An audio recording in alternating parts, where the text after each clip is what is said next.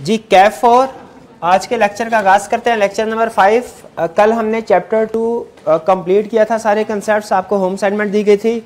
आज के लेक्चर में हम क्वेश्चंस जो इस पूरे चैप्टर के हैं, केस स्टडीज़ हैं, कुछ सिलेक्टेड क्वेश्चन और केस स्टडीज़ तो मैंने खुद ही क्लास में डिस्कस कर दी थी ना, जो मेरे ख्याल में अहम थी ज़्यादा और मुश्किल थी। लेकिन स्टिल आपको अगर पूरे चैप्टर में कोई भी क्वेश्चन केस स्टडी ऐसा लगे जिसे डिस्कस करना चाहिए तो आप बता सकते हैं। फिर इसके बाद एमसीक्यूज आपको होम असाइनमेंट दी गई थी, एमसीक्यूज को डिस्कस करेंगे और केस स्टडी को अटेम्प्ट करने का एक रूल बताऊंगा आपको। पहला और सबसे अहम रूल, लॉ की केस स्टडी को अटेम्प्ट कैसे करना है, ठीक है। तो पहले कल चैप्टर 2 में हमने कल चैप्टर 2 कंप्लीट किया। इसमें कोई कंसेप्ट, अगर आप क्वेश्चन को भी रहने दें, कोई कंसेप्ट ऐसा है जो आप समझते हैं कि आपका वीक है, सही तरीके से समझ नहीं आया, पूछना चाहते हो पूछ सकते हैं जी। Against offer and against offering. अच्छा, ये रूल लगता है एक्सेप्टेंस पे, सिर्फ ऑफर पे या रेवोकेशन वगैरह का रूल ये है कि जब भी कोई ऑफर या रेवोकेशन अगली पार्टी तक पहुंचती है, जैसे ही पहुंचती है वो इफेक्टिव हो जाती है। उसका ऑफर या रेवोकेशन की कम्युनिकेशन का एक ही असूल है कि जिस बंदे को सेंड किया आपने, अगर उस तक पहुंच गई तो वो ओके। एक्सेप्टेंस सेंड करने का असूल थोड़ा मुख्तलिफ है। जब हम एक्सेप्टेंस सेंड करते हैं ना किसी को, तो ये दो हिस्सों में कंप्लीट होती है। दो हिस्सों का, दो पार्ट्स का मतलब ये है कि किस पार्ट पे कौन सी पार्टी बाइंडिंग होती है। देखिए, जब एक वैलिड कॉन्ट्रैक्ट होता है ना, एक वैलिड कॉन्ट्रैक्ट, उसमें दोनों पार्टीज बाइंडिंग होती हैं अपना अपना रोल प्ले करने के लिए एक वैलिड कॉन्ट्रैक्ट पे, ठीक है। लेकिन जब एक्सेप्टेंस कम्युनिकेट की जाती है तो एक पॉइंट ऐसा होता है जिसपे एक पार्टी बाइंडिंग हुई है और दूसरा पॉइंट ऐसा होता है जिसपे दोनों पार्टी बाइंडिंग हो जाती है। यानी एक्सेप्टेंस के दो फेजेस हैं। पहले फेज में एक पार्टी बाइंड होगी, दूसरे फेज पे दोनों पार्टी बाइंडिंग होगी। जब एक्सेप्टर ने लेटर ऑफ एक्सेप्टेंस सेंड कर दिया तो सेंड करने पे एक पार्टी बाइंड हुई, ऑफरर। इसे कहते हैं एज अगेंस्ट ऑफरर। और जब ये लेटर, एक्सेप्टेंस लेटर ऑफरर तक पहुंच गया, उसके नॉलेज में आ गया, तो अब दोनों पार्टीज बाइंडिंग हो गई, ऑफरर भी ऑफरी भी। इसको कहते हैं एक्सेप्टेंस एज अगेंस्ट ऑफरी। यानी अब ऑफरी भी बाइंड हो गया, अब ये वैलिड कॉन्ट्रैक्ट बन गया। तो जो कंप्लीट वैलिड कॉन्ट्रैक्ट है ये कब बना? जब एक्सेप्टेंस लेटर ऑफरर के पास पहुंचा, ठीक है। तो सिंपल रूल, ऑफर रेवोकेशन वगैरह जो होती है ये एक ही स्टेप में कम्युनिकेट होती है, जब ये दूसरी पार्टी के पास पहुंच जाए, ऑफर वगैरह या रेवोकेशन। लेकिन जो एक्सेप्टेंस लेटर है, एक्सेप्टेंस है, ये दो फेजेस में कम्युनिकेट होती है।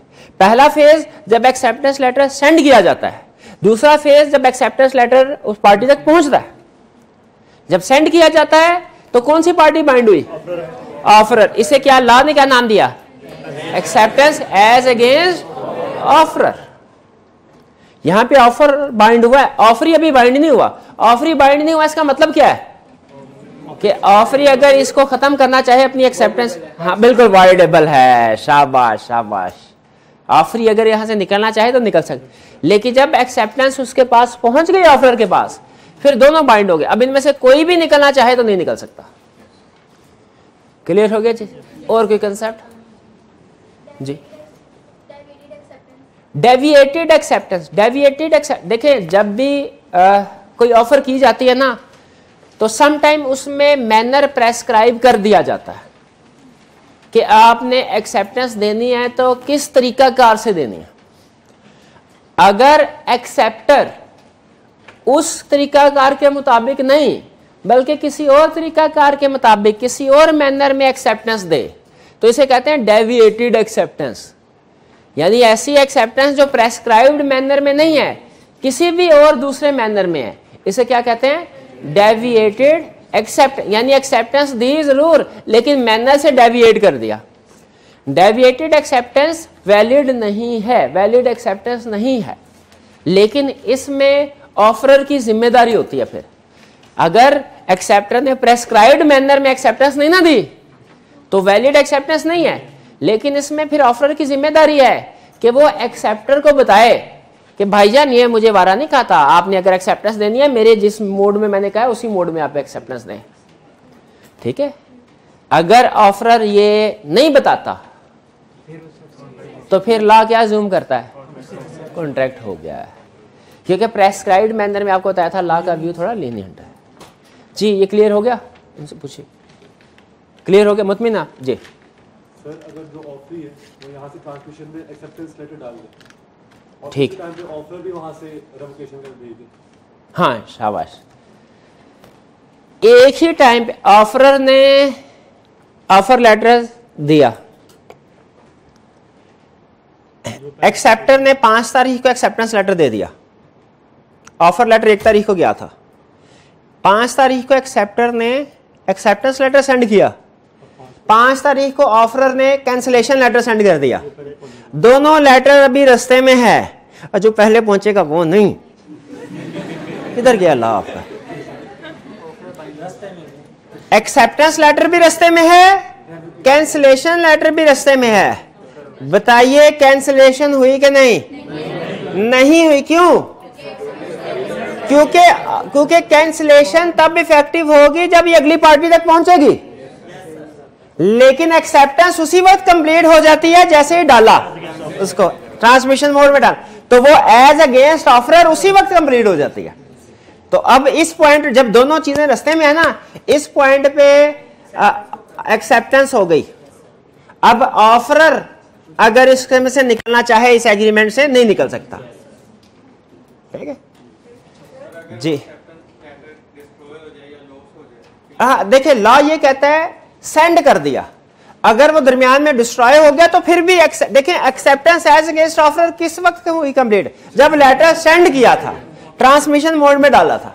वो अगर रास्ते में गुम हो गया, इधर उधर चला गया तो इससे फर्क नहीं पड़ता, वो स्टिल बाइंडिंग है किस पार्टी के लिए? ऑफरर के लिए। अब आपने ये नहीं पूछना तो साबित कैसे किया जाएगा गुम हो गया जो कि वो था या नहीं था? ये वकीलों का काम है, ये वकीलों का काम है। क्लियर मेरे भाई? और की क्वेश्चन? जी पोस्टल रूल, ये जो मैं आपको रूल समझा रहा हूं ना, लेटर सेंड किया, एक्सेप्टेंस लेटर बॉक्स में डाला, फिर उस तक मिला कि नहीं मिला, ये पोस्टल रूल है।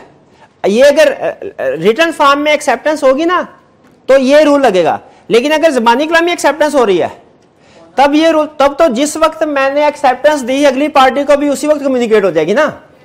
तो ये जो एक्सेप्टेंस का रूल है ना कि सेंडर और किस दिन सेंड किया और किस दिन रीच हुआ दूसरी पार्टी को, इसे पोस्टल रूल कहते हैं। हाँ जी, रिटर्न फॉर्म में, रिटर्न फॉर्म में। लेकिन ये पोस्टल रूल का ये मतलब नहीं है कि सिर्फ लेटर के ऊपर अप्लाई, ईमेल के ऊपर भी ये रूल अप्लाई होगा। ठीक है, ईमेल के ऊपर भी ये SMS वगैरह के यही रूल कि आपने सेंड किसी और दिन किया, हर वो मोड ऑफ कम्युनिकेशन जिसमें आपका एक्सेप्टेंस किसी और दिन सेंड कर रहे हैं और पहुंच किसी और दिन रहा है, उसे पोस्टल रूल कहेंगे। और वो यही है कि ऑफरर उस दिन बाइंड हो जाएगा जिस दिन लेटर सेंड किया, और ऑफरी उस दिन बाइंड होगा जिस दिन उसके पास पहुंचा। ठीक है जी। बाइंड होने से पहले पहले कोई अगर रिवोक करना चाहे तो रिवोक कर सकता है, बाइंड होने के बाद आप कोई चीज रिवोक नहीं कर सकता है। और कोई क्वेश्चन? जी असेंट का मतलब कंसेंट, ASSENT असेंट, असेंट का मतलब कंसेंट। ठीक है, ऑफर जब की जाती है ना, पहले ये लाइन होती थी हमारी बुक में, अब नहीं है ये, कि ऑफर का एक एसेंशियल ये होता था कि ऑफर इसलिए की गई कि दूसरी पार्टी की रजामंदी लेनी है। असेंट, ऑफर का मकसद यही होता है कि अगली पार्टी को एग्री करवाना हमने, यानी मकसद ये होता है कि अगली पार्टी हमारी ऑफर को एक्सेप्ट कर ले। ठीक, असेंट का मतलब कंसेंट, रजामंदी। ठीक, तो ऑफर का ये मकसद होता है कि अगली पार्टी इस पे एग्री कर जाए। ऑफर हमेशा टू डू समथिंग की होती है कि नॉट टू डू समथिंग की? दोनों की होती है। ठीक है जी। और कोई क्वेश्चन? जी इसमें जो एंड वाली लाइन है, if offerer fails to insist with the